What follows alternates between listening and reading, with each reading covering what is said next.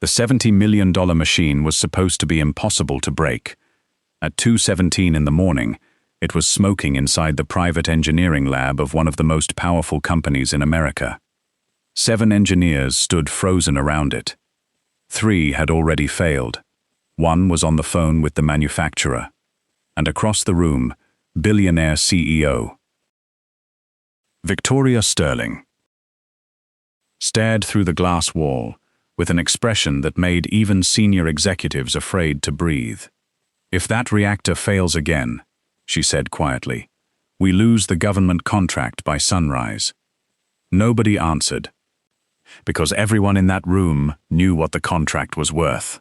$300 million. And they had less than 5 hours to save it. Then the elevator doors opened. A man walked in, carrying a toolbox. Nobody looked at him. He wore a faded gray maintenance uniform, old work boots, and a jacket with an oil stain near the sleeve.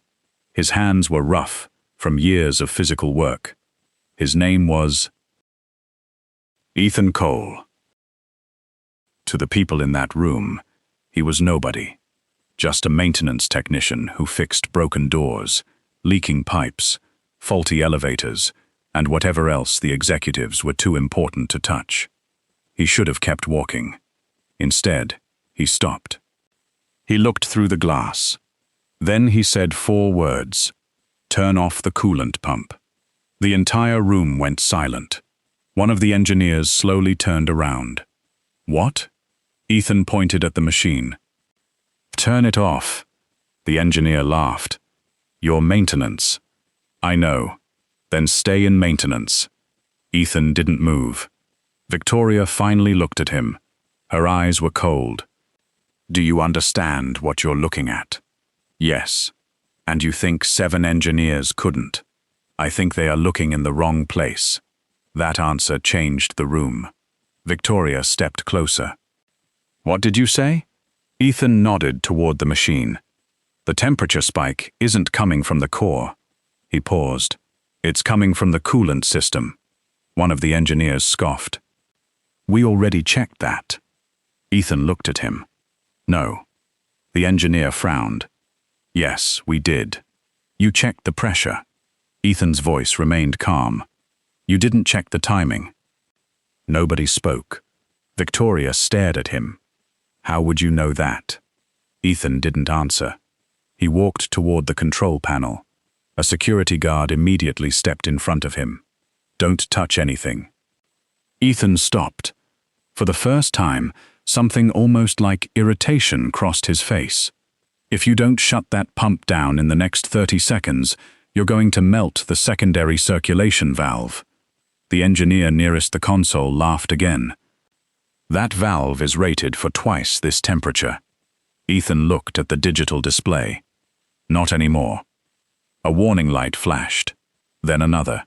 The room erupted. "Pressure's climbing." "Shut it down. Get everyone out." Victoria didn't move. She was watching Ethan. He wasn't panicking. He wasn't even surprised. He was counting. 5. The alarms screamed. 4. A technician reached for the emergency switch. 3. Victoria snapped. "Do it." The pump shut down. The machine's temperature dropped. Silence followed. Nobody moved. The engineer stared at the numbers, then at Ethan, then back at the machine. "That doesn't make sense." Ethan picked up his toolbox. "It does, if you know who designed the original circulation loop." Victoria's expression changed. "You know the original design?" Ethan looked at her. "Enough. Who designed it?" He hesitated, then said, "Someone who understood that the system was never supposed to run this way." Victoria's eyes narrowed. "What does that mean?" "It means your company has been trying to fix the wrong problem." The room went quiet again. Victoria walked toward him. She was used to people lowering their voices when she entered a room. She was used to executives agreeing with her before she finished speaking.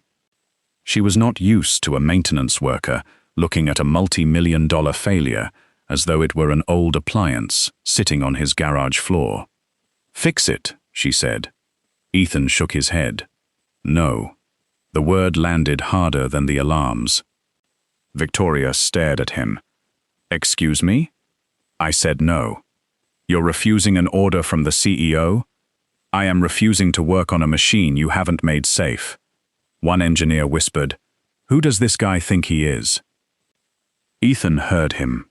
He didn't respond. Victoria stepped closer. What would make you agree? Ethan finally looked directly at her. My daughter needs surgery. Nobody spoke. For a moment, the arrogance in the room disappeared. Victoria's expression softened by barely a fraction. How much? $84,000. One executive almost smiled. That's your price? Ethan turned toward him. No. He looked back at Victoria. That's her life. The room became completely still. Victoria studied him. You fix this machine before sunrise, she said, and I'll pay the medical bill. Ethan didn't react. Not enough. The executive beside her stared. Victoria's eyebrow lifted. You're negotiating? No. Then what are you asking for? Ethan reached into his pocket and pulled out a folded piece of paper. He placed it on the table. Victoria opened it. It was a hospital invoice. A child's name was printed across the top. Lily Cole. Victoria looked at the amount. Then at Ethan. You want the surgery paid in full? Yes. And if I agree? I fix your machine. And if you fail? Ethan's jaw tightened. Then you owe me nothing. Victoria studied him for several seconds. Then she said, You have until sunrise. Ethan looked at the clock. 2:31 a.m. That's not enough time. I know. Then you already decided I would fail. No, Victoria said. I decided I wanted to see what you do when failure is the only reasonable outcome. For the first time, Ethan smiled. It wasn't arrogance. It was recognition. You should have started with that. He opened his toolbox. The engineers moved aside. Victoria didn't. She stood behind him as he approached the machine. Ethan. He stopped. If you know as much as you claim, why are you working maintenance? His hand tightened around the wrench. For a second, the confident man disappeared. Something darker replaced him. Something tired. Because, he said quietly, sometimes disappearing is cheaper than fighting. Then he stepped inside the restricted engineering area. Victoria watched him work. He didn't begin by touching the machine. Instead, he walked around it, slowly. He studied the cables, the cooling lines, the emergency system, the diagnostic screen. Then he crouched beside a panel. His fingers stopped. There was a tiny scratch on the metal, almost invisible. He wiped away a layer of dust. A symbol appeared beneath it. Ethan froze. Victoria noticed. What is it? He didn't answer. Ethan? He stood. For the first time that night, he looked genuinely unsettled. This panel wasn't installed by your current engineering team. One engineer stepped forward. That's impossible. Ethan pointed to the screws. Different manufacturer. Then he pointed to the wiring. Different gauge. Then the label. Different serial format. Victoria's face hardened. Are you saying someone modified my machine? I'm saying someone modified the machine before your company bought it. The engineers exchanged nervous looks. Victoria turned toward her chief engineer. Check the procurement records. The man pulled out his tablet. A few seconds later, his expression changed. What? Victoria noticed. What did you find? He swallowed. The original procurement file is missing. Nobody spoke. Ethan stared at the machine. Then he noticed something else. A small maintenance plate beneath the coolant assembly. He removed it. Behind it was a handwritten marking. 4 numbers. 170409. Ethan's face went pale. Victoria saw it. You recognize that? He slowly nodded. Unfortunately. Why? Ethan looked at her. Because that was the date my career ended. The words hung in the air. Victoria's eyes narrowed. What career? Ethan said nothing. Then the machine suddenly powered itself back on. Every light in the lab turned red. A warning appeared across the main screen. Unauthorized remote access detected. Someone had entered the system. From outside. Victoria grabbed the nearest phone. Lock the building down. The security chief reached for his radio. Then every screen in the laboratory went black. 1 second later, a single message appeared. You should have left him buried. Ethan stared at the screen. Victoria looked at him. You know who sent that? Ethan's voice was barely above a whisper. No. He looked at the message again. Then added, but they know exactly who I am. And somewhere deep inside the building, an elevator began moving upward, even though nobody had called it. The elevator stopped on the 32nd floor. Nobody had pressed the button. Victoria Sterling stared at the indicator above the doors, while the security team rushed into position. Lock every entrance, she ordered. The chief of security spoke into his radio. 32nd floor. Nobody comes in or out. The doors opened. Empty. No footsteps. No intruder. Just a dim hallway washed in emergency lighting. Victoria's gaze shifted to Ethan. He was still standing beside the machine, still staring at the words on the screen. You should have left him buried. Who knows you're here? Victoria asked. Ethan didn't answer. She stepped closer. I asked you a question. My daughter. That's not what I meant. I know. For several seconds, they looked at each other. Then Ethan walked back to the machine. We need to disconnect it from the network. Victoria followed. You've seen this before. It wasn't a question. Ethan stopped. Yes. When? 8 years ago. Victoria's eyes narrowed. You were involved with this technology. I was involved with the technology your company bought. That isn't the same thing. No. Then tell me the truth. Ethan looked at the machine. The truth is that whoever built the original system didn't expect it to be used this way. Victoria crossed her arms. And the person who built it? Ethan remained silent. Victoria waited. Finally, he said, he doesn't exist anymore. That answer bothered her more than a confession would have. That's convenient. It isn't. Then explain. Ethan reached toward the control panel. The screen flickered. A small diagnostic window appeared. He entered 3 commands. The system rejected them. He entered 3 more. The security engineer, watching over his shoulder, frowned. That's not standard access. No, Ethan said. How do you know those commands? Ethan ignored him. He bypassed the diagnostic lock. A hidden folder appeared. Its name was a string of numbers. Victoria stared. What is that? Ethan opened it. Inside were hundreds of files. Most were corrupted. Several had dates from almost a decade earlier. Then one appeared. Project Orion, original architecture. Victoria's face changed. Orion? Her chief engineer looked confused. I've never heard of that. Ethan looked at him. That's because your company renamed it. Victoria turned sharply. Who? Ethan hesitated, then answered. Sterling Advanced Systems. Silence. Victoria's company had acquired dozens of smaller technology firms over the years. She knew most of the major acquisitions, but this wasn't familiar. That's impossible. Ethan shook his head. No. What's impossible is that your engineers rebuilt a system without knowing what they bought. Victoria opened the file. A blueprint filled the screen. At the bottom was a signature. E. Cole. She stared at it, then looked at Ethan. You designed this.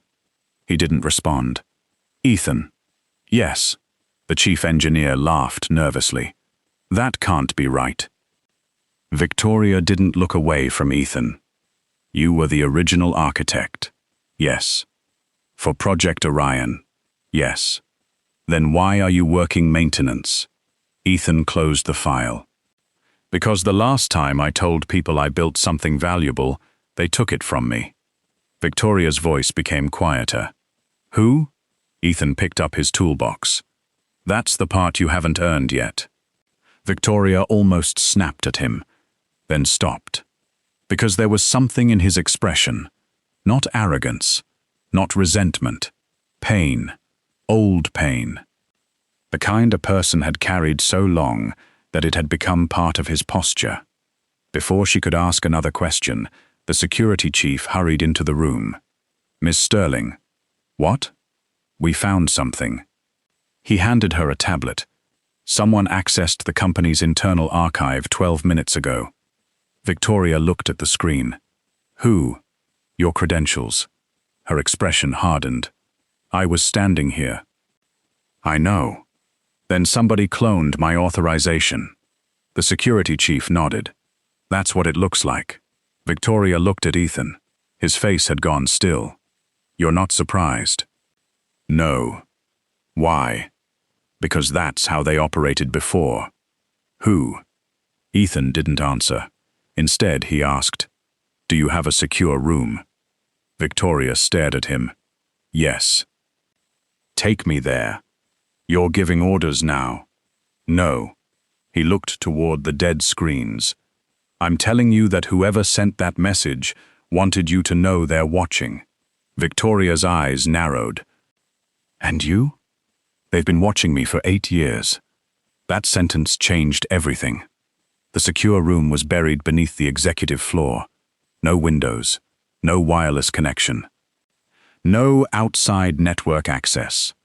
Victoria closed the steel door behind them. Only 3 people were inside. Victoria, Ethan, and her chief security officer. She placed the tablet on the table. Start talking. Ethan sat down. For several seconds, he said nothing. Then he looked at Victoria. 8 years ago, I was the lead systems engineer at a company called Meridian Dynamics. Victoria listened. I wasn't the CEO. I wasn't an executive. I wasn't rich.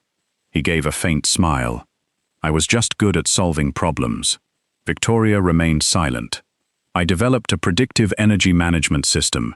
It could detect structural failures before they happened. The system in my lab. Yes. How valuable was it? Enough to change the company.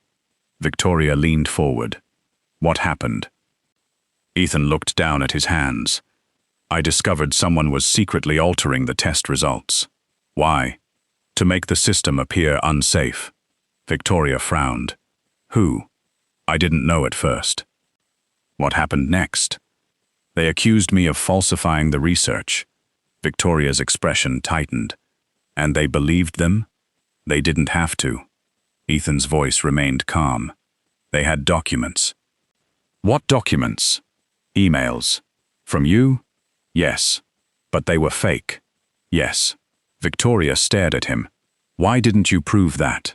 I tried. And? They erased the originals. The room fell silent. Ethan continued. They froze my accounts, took my patents, filed a criminal complaint. My wife left because she thought I had destroyed our family.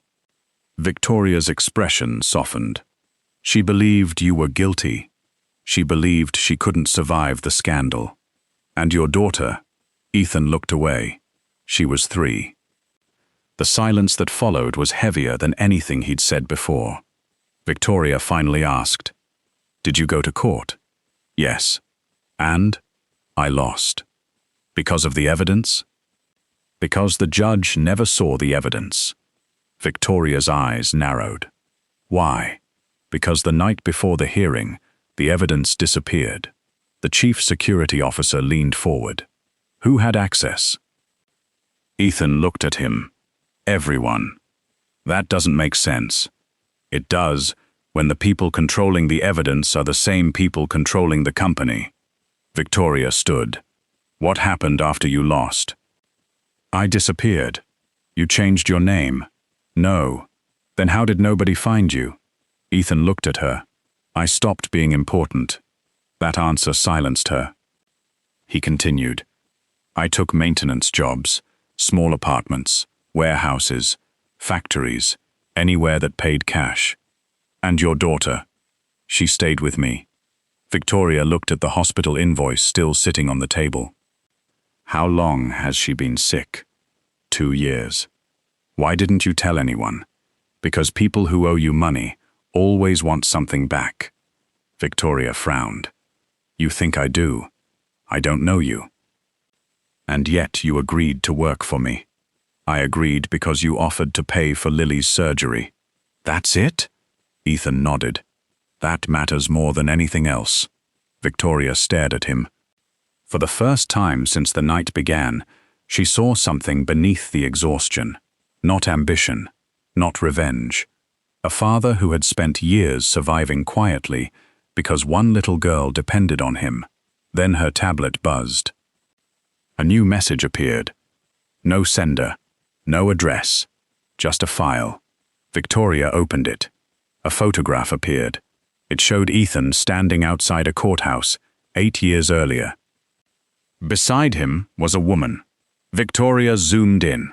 The woman was holding a toddler, Lily. Her stomach tightened. Someone had followed Ethan for years. Then another photograph appeared. Lily, entering a hospital. Then another. Lily, walking beside Ethan. Then another. Taken only 3 days ago. Victoria's face went cold. They know about your daughter. Ethan didn't react. They always have. Victoria looked at him. Then why haven't they done anything? Ethan's eyes darkened. Because until tonight, I wasn't a threat. The screen changed. A final photograph appeared. It was taken inside Victoria's own company. The image showed Ethan working on the machine, but someone had circled him in red. Beneath the picture were 6 words. He remembers what we stole. Victoria slowly looked up. What did they steal? Ethan's jaw tightened. My invention. Anything else? He hesitated, then said, my name. Victoria stared at him. What does that mean? Ethan reached into his jacket. He pulled out an old photograph. It was badly damaged.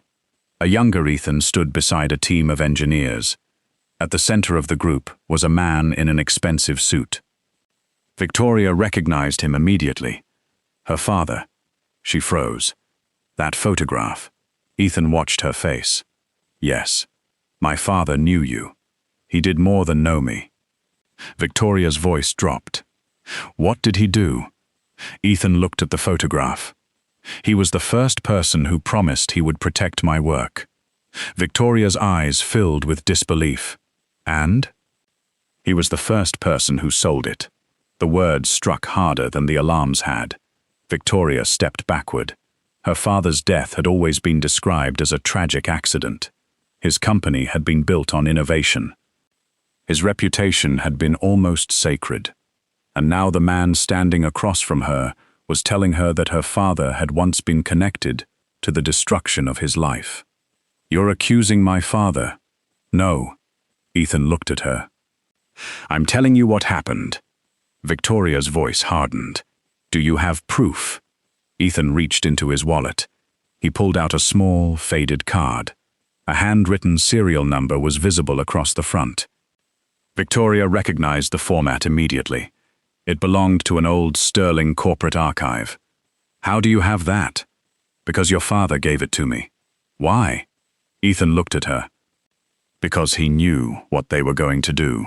Victoria's breathing slowed. Who is they? Ethan's phone suddenly rang. He looked at the screen. Unknown number, he answered. Nobody spoke. Then a distorted voice whispered, You should have stayed invisible. The call ended. Ethan slowly lowered the phone. Victoria watched him. What did they say? He looked at her. They're afraid. Of what? Ethan glanced toward the secure room door. Of what happens when I remember everything. The lights flickered. Then Victoria's tablet displayed a new notification. Confidential personnel file. Accessed. She opened it. Her own employee records appeared. Then one name. Ethan Cole, terminated 8 years ago. But beneath it was something that made her blood run cold. The termination order had been approved by 2 people. One was her father. The other was still alive and still working inside her company. Victoria stared at the name on the screen. For several seconds, she forgot how to breathe. The second signature beneath her father's was impossible to misunderstand. Richard Vane. Her father's former chief operating officer, her company's current vice chairman, and the man who had spent the last 6 years telling Victoria that her father had trusted him more than anyone else. "No," Victoria whispered. Ethan watched her. "You know him. Everyone knows him." "That isn't what I asked." Victoria closed the file. Richard Vane had been with Sterling Advanced Systems for 22 years. He had helped negotiate acquisitions, survive lawsuits, restructure debt, and protect the company through 2 market crashes. When Victoria inherited the company after her father's death, Richard had been the one person who never challenged her authority. He had always said the same thing. "Your father would have wanted you to be strong." Now Ethan was looking at her like he already knew the answer. "You think he's involved?" "I don't think." "Then what?" "I remember." Victoria's jaw tightened. "You said you didn't know who destroyed you." "I didn't. But now you do." "I know one name. Richard Vane." Ethan nodded. Victoria stood abruptly. "No. You asked for the truth." "I asked for evidence. And you just found some. That signature could be forged." "It could." Victoria looked at him sharply. "You're not even defending yourself." "I don't need to." "Why?" "Because Richard will." That stopped her. Ethan picked up the old photograph. "People like him don't survive by hiding." He placed it on the table. "They survive by making everyone else believe they're indispensable." Victoria stared at the photograph. Her father stood in the center. Young Ethan stood 2 places away. Richard Vane was behind them, smiling. Victoria remembered that smile. She had seen it at board meetings, at charity dinners, at her father's funeral. Always calm, always reassuring, always there. Her phone rang.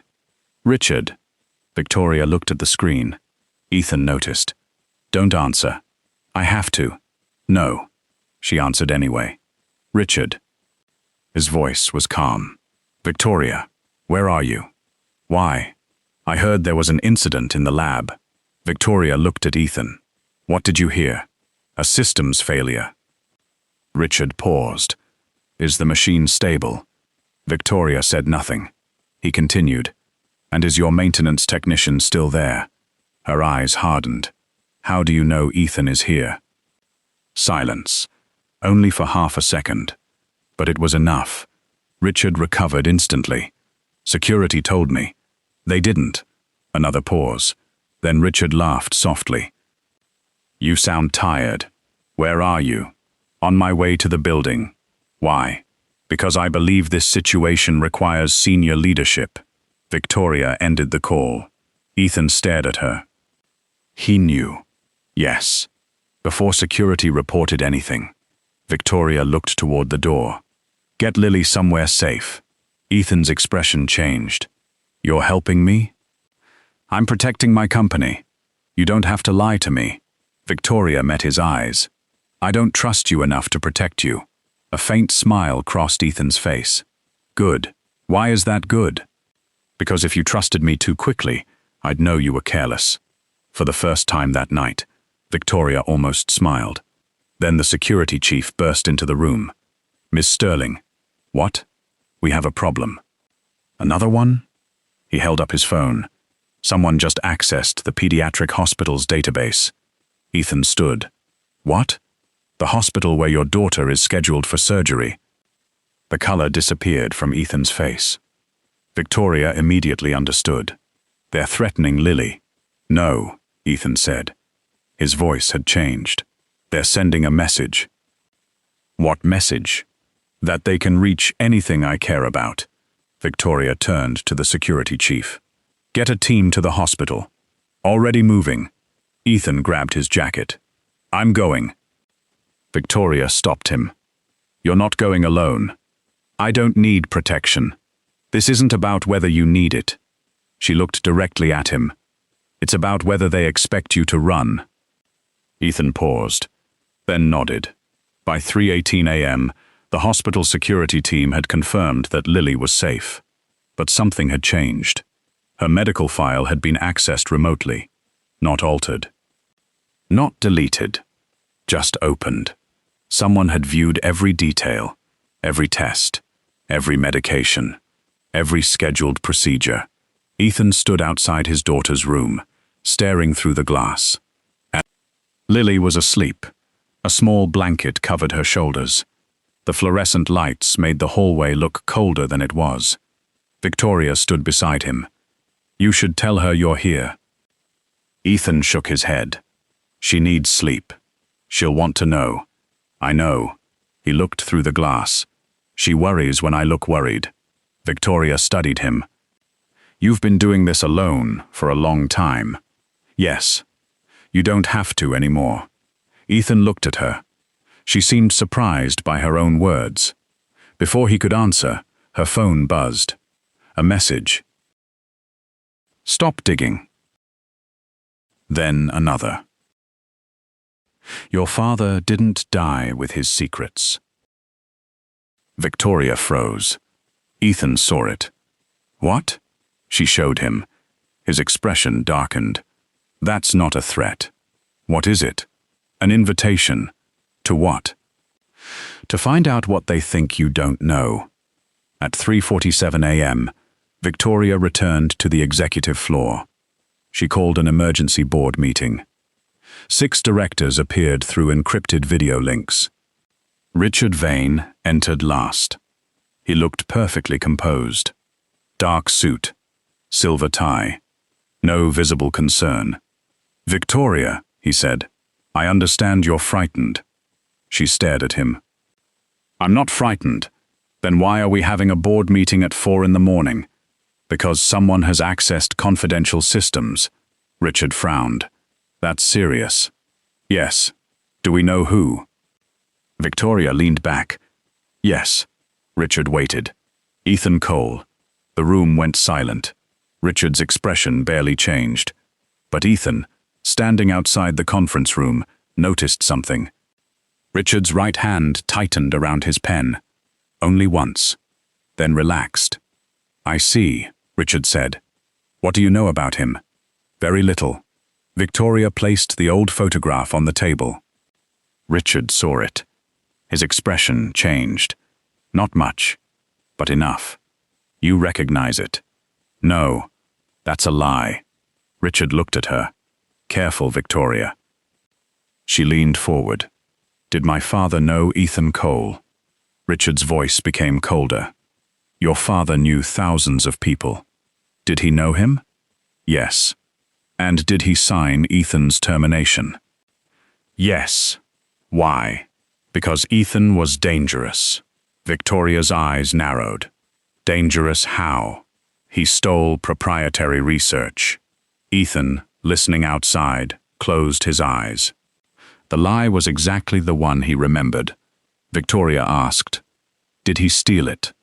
Richard hesitated, then said, The evidence said he did. Was the evidence real? Richard's gaze hardened. You're allowing a disgraced former employee to manipulate you. He correctly predicted a failure in a machine your engineers couldn't fix. That proves technical knowledge, nothing else. He found a hidden architecture nobody knew existed. Richard's face remained calm. Then perhaps he helped build it. Victoria said nothing. Richard smiled. That doesn't make him innocent. A board member interrupted. Victoria, If this man was involved in your company's old technology, perhaps we should contact legal counsel. Victoria looked at Richard. That's exactly what we're going to do. Richard relaxed. Good, but not your legal counsel. His smile disappeared. Why? Because I don't know who I can trust. The meeting ended. Richard remained. You're making a mistake. Victoria stood. Maybe. You're risking everything your father built. Victoria walked toward him. Maybe I'm finally finding out what he actually built. Richard's face hardened. Then he whispered, You have no idea what you're opening. Victoria stopped. That's the first honest thing you've said tonight. Richard left. The door closed. Ethan entered. You heard everything? Yes. What do you think? I think Richard knows more than he admits. Ethan nodded. Victoria looked at him. There's something else. What? My father didn't just terminate you. She opened another file. He transferred your original patent 3 days before your termination. Ethan stared at the screen. Transferred where? Victoria turned the monitor. A company name appeared. North Star Holdings. Ethan went completely still. He knew that name. That's impossible. You recognize it. Yes. What is it? Ethan looked at her. The company that bought my invention. Who owns it? Ethan didn't answer. Victoria searched the corporate registry. The ownership structure appeared. 1 holding company, 2 shell corporations, 3 offshore trusts.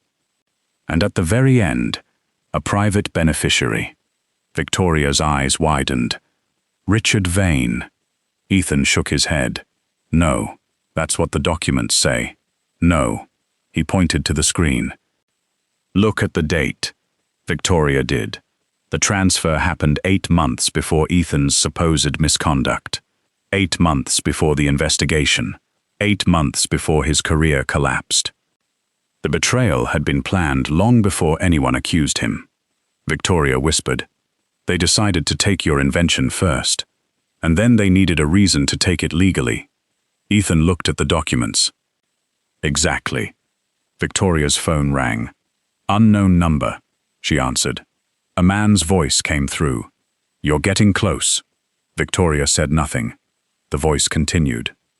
You should ask Ethan what happened to the person who helped him create Orion. Ethan's face changed.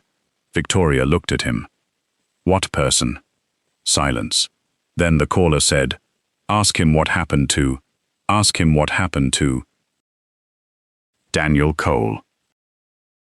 The call ended. Ethan dropped his gaze. Victoria stared. Who is Daniel Cole? He didn't answer. Ethan. His hands tightened. Daniel was my brother. Victoria's voice softened. What happened to him? Ethan looked toward the hospital room where Lily slept, then back at Victoria. He was the only person who could prove I was innocent. And? Ethan swallowed. He disappeared 3 days before my trial. Victoria felt a chill. Did you ever find him? No. Do you think Richard killed him? Ethan shook his head. No. Then who? Ethan stared at the phone. I don't know. A new message appeared on Victoria's screen. It contained a photograph. An old photograph. Daniel Cole standing outside a warehouse. Alive. And beneath the image was a date. 3 days ago. Victoria slowly looked at Ethan. He stared at the photograph as though the past had just walked back into the room. Then another message appeared.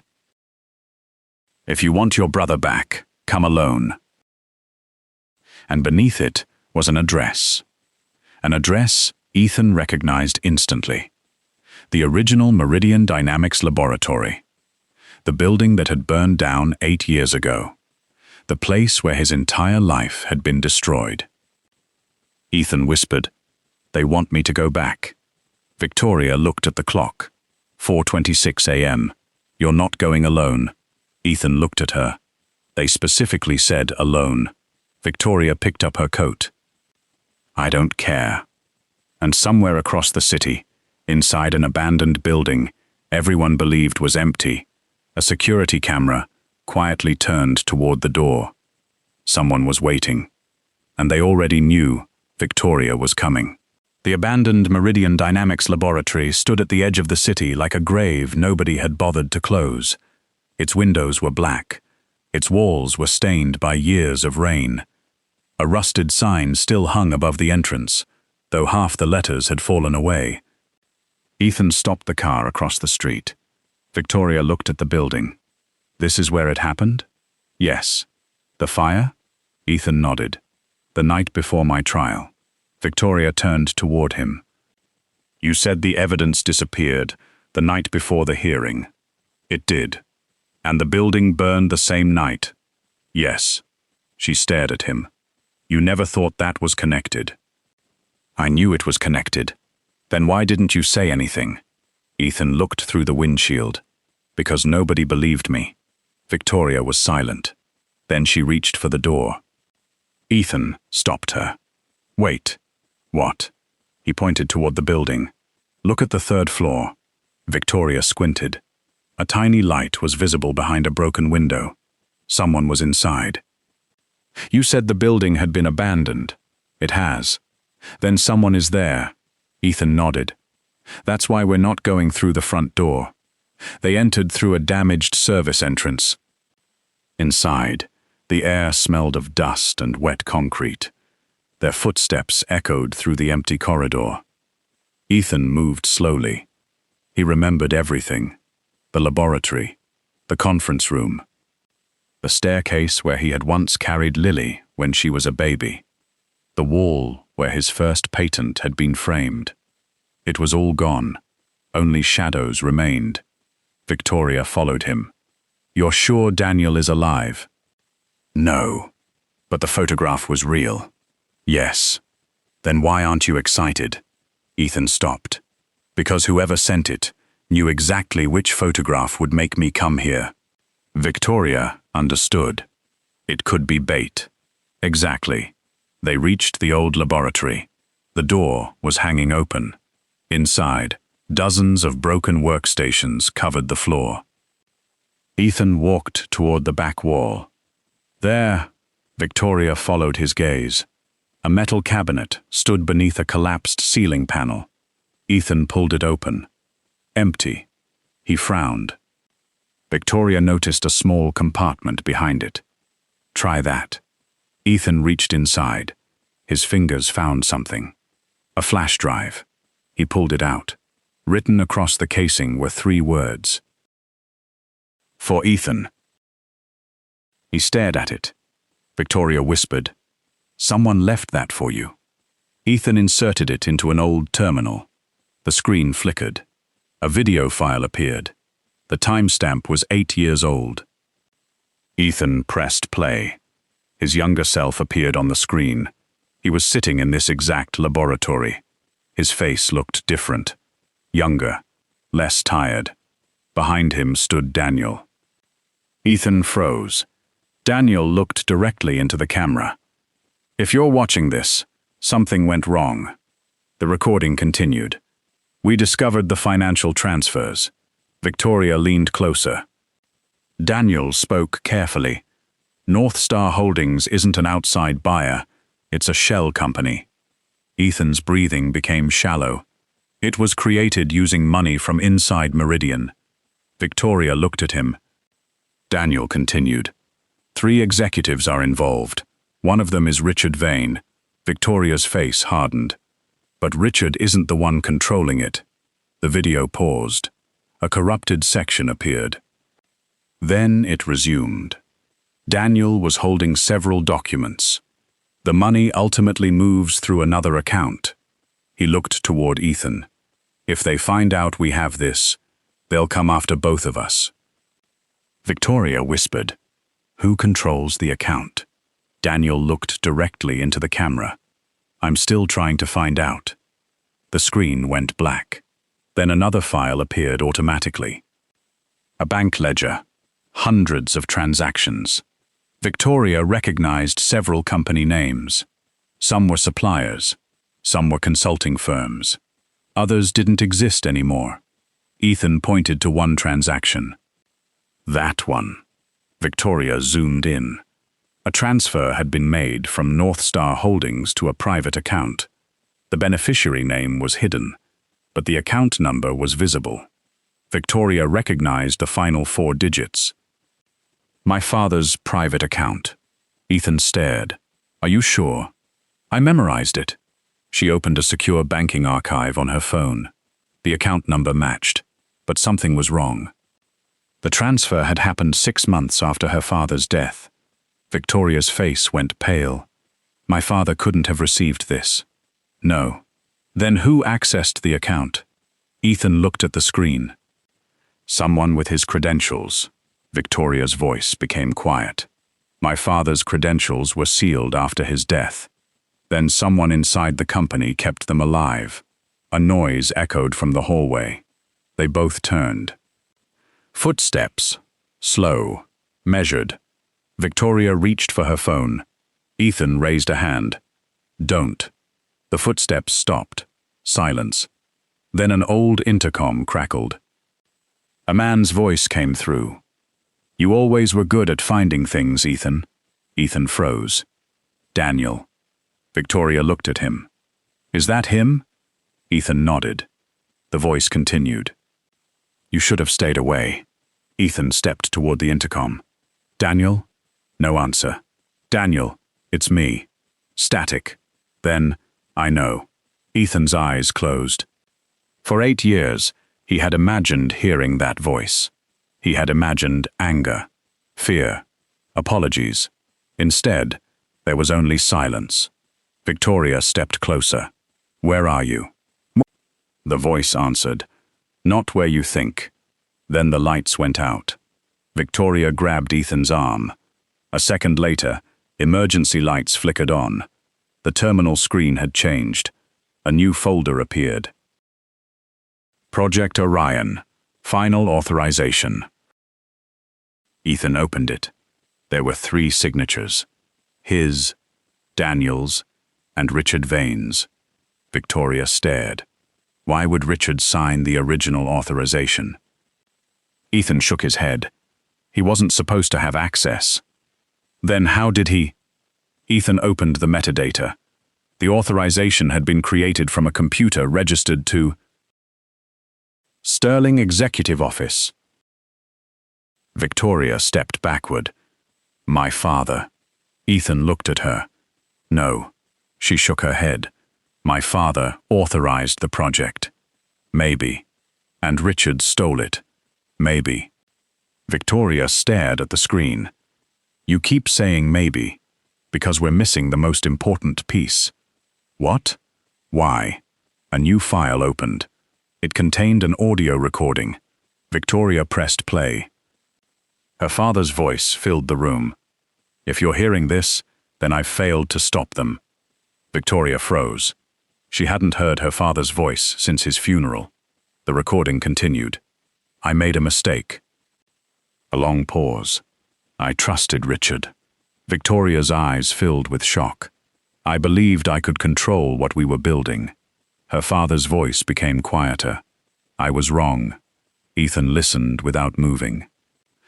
Then came the sentence that changed everything. Ethan Cole is innocent. Victoria covered her mouth. Her father's recording continued. They framed him because he discovered what North Star was really being used for. The audio crackled. Orion was never designed to steal energy. Ethan looked at Victoria. Her father continued. It was designed to predict human behavior. Silence. Victoria whispered, What? Ethan's expression hardened. The recording explained that Orion's predictive system could process massive amounts of information and identify patterns in financial activity, market movements, corporate decisions, and even individual behavior. It wasn't just a machine. It was an intelligent system. Whoever controlled it could anticipate decisions before they happened. Victoria finally understood. They could manipulate markets. Yes. Predict competitors. Yes. Target people, Ethan nodded, and destroy anyone who threatened them. The recording continued. My mistake was believing the system could be contained. Then another voice appeared. Richard, you're being sentimental. Victoria went rigid. Her father's recording had captured a private conversation. Richard spoke calmly. You know what Orion can do. Victoria's father answered, I know what it could become. Richard laughed.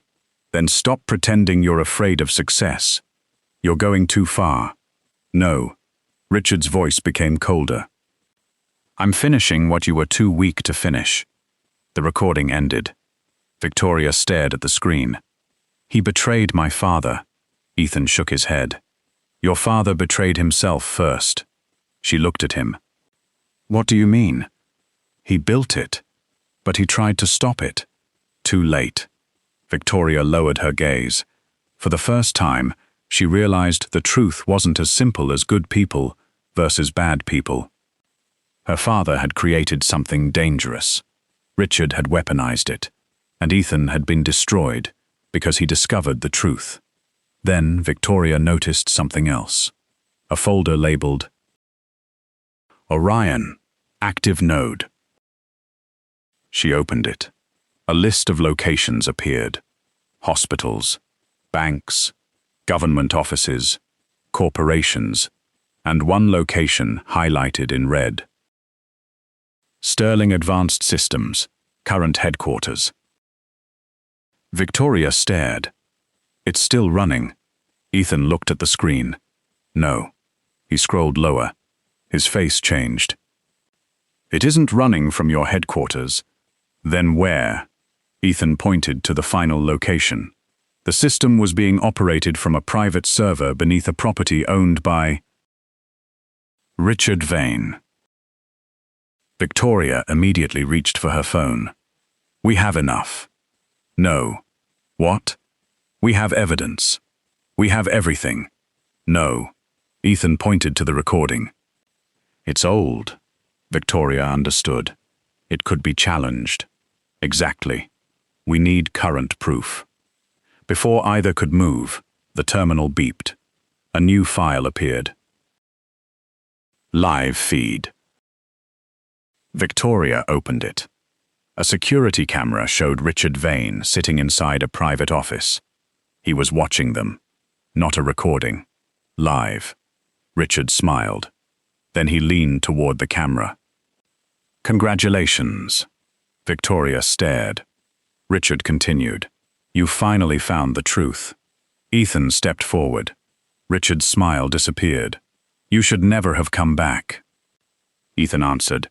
You should never have let me survive. Richard looked at him. You still don't understand. What? Richard leaned closer. I didn't destroy your life because you discovered Orion. Ethan froze. I destroyed your life because you discovered who was paying for it. The screen went black. Victoria stared at Ethan. Who? Ethan didn't answer. Then his phone vibrated. A new message appeared. Look at the last transfer. He opened the bank ledger again. One transaction sat beneath all the others. A payment made 8 years ago. The recipient was not Richard, not North Star, not Meridian. It was an account belonging to someone Victoria had never suspected, her own father. But the transaction date was the day before Ethan's trial. Victoria whispered, My father paid them. Ethan looked at the screen, and for the first time since this nightmare began, he looked genuinely afraid. Because beneath the transfer was a note. Only 4 words. Payment for Lily Cole. Victoria stared at him. Why would your daughter be mentioned in a payment made 8 years ago? Ethan's face went pale. Because Lily wasn't supposed to be alive. Ethan stared at the screen. Payment for Lily Cole. 4 words. 4 words that made 8 years of silence suddenly feel like a lie. Victoria looked at him. Ethan. He didn't answer. His eyes remained fixed on the transaction. The payment had been made the day before his trial. The amount was small compared with the millions moving through North Star, but the description was unmistakable. Payment for Lily Cole. Victoria opened the banking archive again. There's more. Ethan finally looked at her. What? She searched the account history. Another transfer appeared. Then another. All made shortly before Lily's birth. All connected to the same hidden account. Victoria's face changed. Someone was paying for her medical care before she was born. Ethan stepped closer. That can't be. Victoria looked at him. You said Lily was 3 when everything happened. Yes. You said your wife left after the accusations. Yes. Then why would someone connected to your father's company be paying for Lily? Ethan's breathing slowed. He suddenly remembered something. A hospital corridor, a doctor, a conversation he had almost forgotten. The night Lily was born. A stranger had paid the medical bill. Ethan had assumed it was an insurance error. He had never questioned it. Until now. Victoria whispered. Who was Lily's mother? Ethan looked away. My wife. That isn't what I asked. He remained silent. Victoria understood. There was someone else. Ethan's eyes closed. Before my marriage. Who? Her name was Anna. Who? Her name was Anna. Victoria waited. She worked with me at Meridian. What happened to her? Ethan's voice became quieter. She disappeared. Victoria stared at him. Before Lily was born? Yes. And you never found her? No. The room seemed to shrink. Victoria returned to the transaction. Maybe the payment wasn't for Lily. It was. How do you know? Because I remember the code. What code? Ethan pointed at the transaction. That's not a medical billing reference. What is it? A project designation. Victoria looked at him. Orion. Ethan nodded. The original system used names instead of patient numbers when we wanted to hide sensitive research. Victoria's face went cold. You're saying Lily was part of Orion? No. Ethan stared at the screen. I'm saying someone wanted us to believe she was. Then the terminal suddenly shut down. Every file disappeared. Victoria grabbed the drive. Copy everything. Ethan already had. He pulled the device free. Let's go. They barely reached the hallway before the fire alarm started screaming. Victoria looked behind them. Smoke was pouring from the laboratory. They're burning it again. Ethan didn't stop.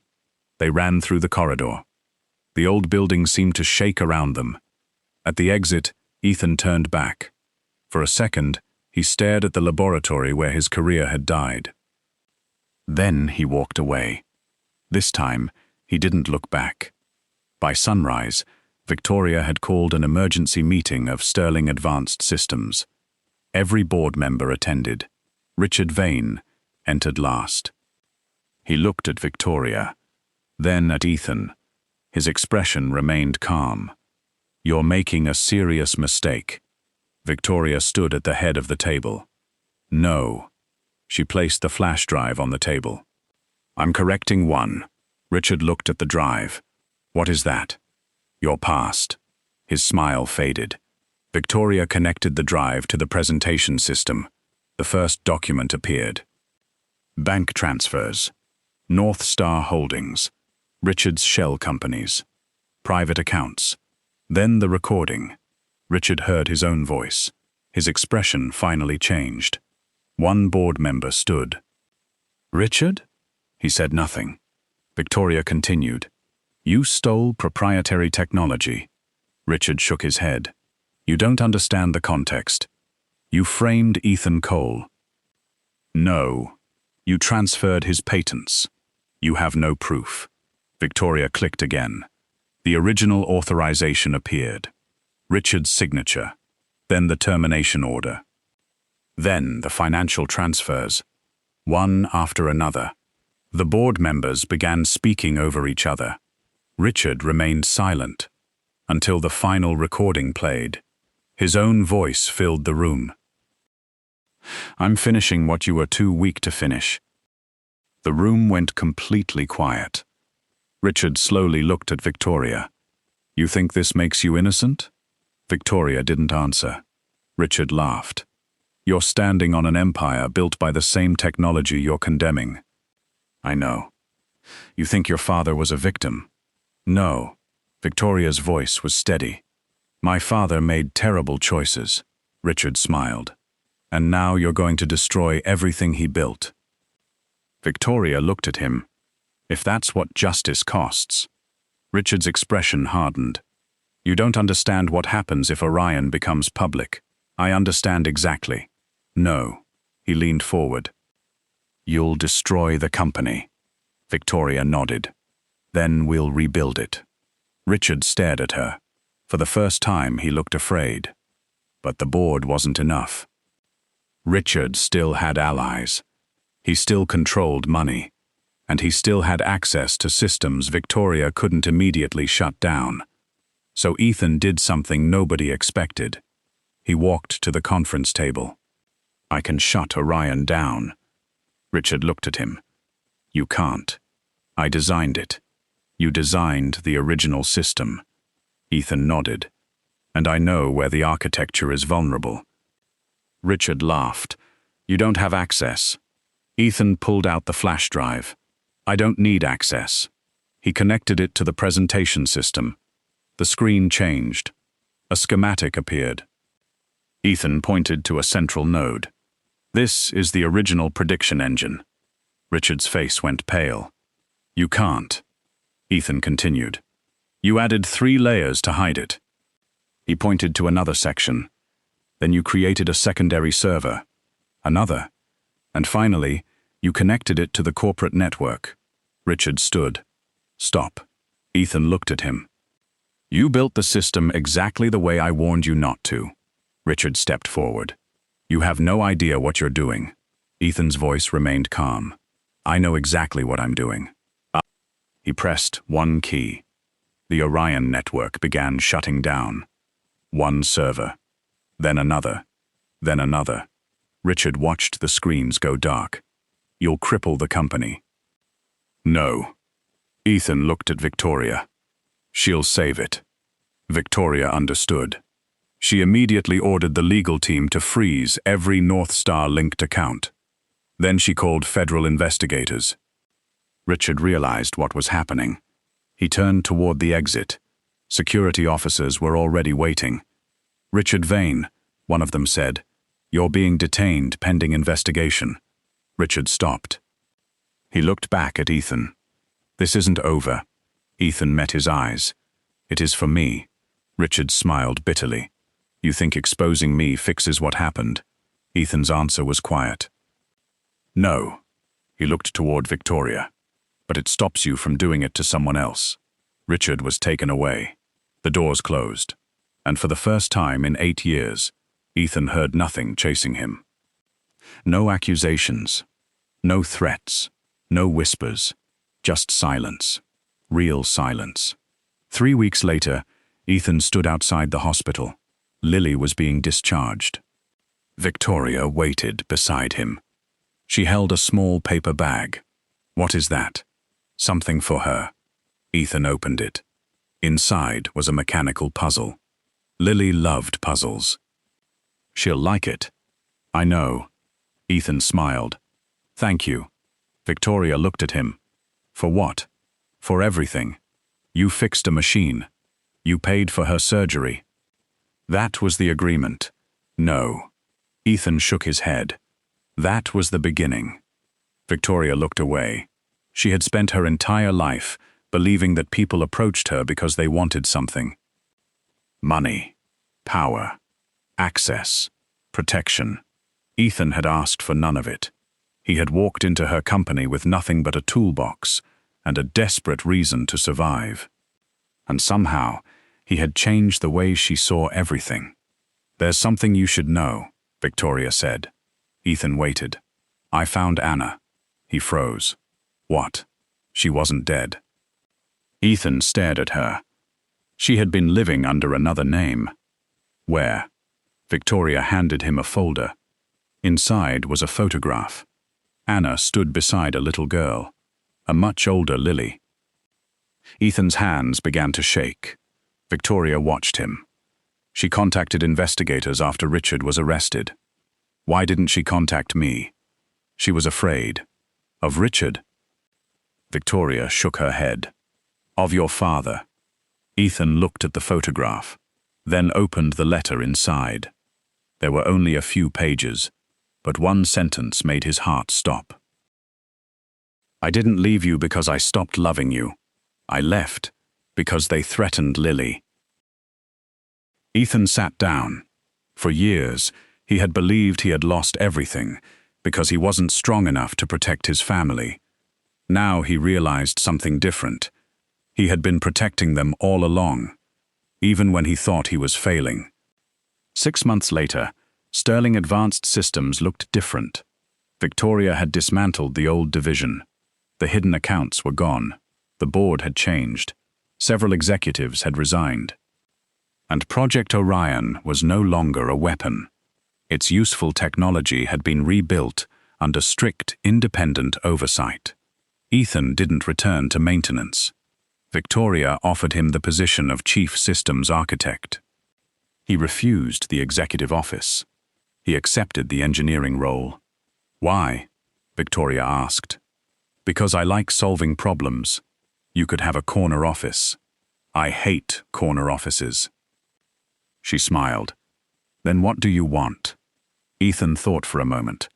Enough time to take my daughter to school. Victoria nodded. Deal. Lily's surgery had been successful. She was healthy. She had also discovered that her father was much smarter than he pretended to be. One afternoon, she walked into Ethan's new workshop and looked around. Dad? Yes? Are you famous now? Ethan laughed. No. Victoria, standing in the doorway, raised an eyebrow. That's debatable. Lily looked between them. Did you two work together again? Victoria smiled. We do. Lily nodded seriously. Good. Then she returned to her puzzle. Ethan looked at Victoria. For a moment, neither spoke. There was no dramatic confession. No promise. No perfect ending. Just two people who had survived things that should have broken them. Victoria had learned that strength wasn't controlling everything. Ethan had learned that disappearing wasn't the same as healing. And both understood that trust wasn't something you declared. It was something you built. One decision at a time. One truth at a time. One day at a time. Ethan had once walked into a billionaire's laboratory wearing a maintenance uniform. Everyone had looked at him and seen a nobody. But the truth had never been that he was nobody.